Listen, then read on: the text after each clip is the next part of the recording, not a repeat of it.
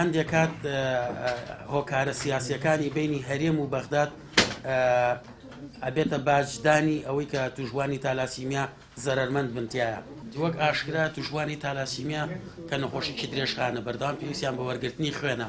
خۆ لەگەڵ ئەوەشدا هەندێک چارەسەر و پێداویستی پزیشکی هەیە کە بەردەوام پێویستیان پێێتی بەداخەوە بەهۆی قەیرانی دارایی و بەهۆی هاتنی ڤایرۆسی کۆرۆناوە ئێمە ماوەی 6 ساڵ ئەتوانین بڵێن هەموو ئەو پێداویست و چارەسەرانە بە بەردەوامی دابین نەکراوە. هەموو کات کە دابینیش کرابێ بە کەم و کوڕیا کەم ڕێژەیەکی زۆر کەم بووە.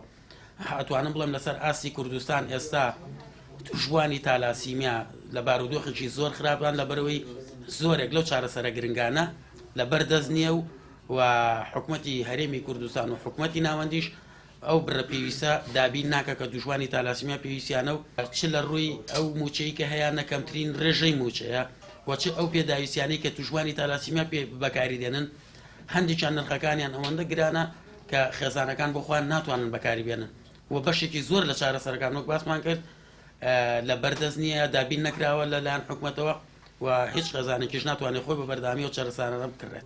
لە سەر ئاسی کوردستان ڕێژەی توژبووی تالاسیمیا لە 3800 زیادی کردووە و لە شاری سلێمانی و دەوروبەری نزیکەی 1300 توژبووی تالاسیمیا هەیە.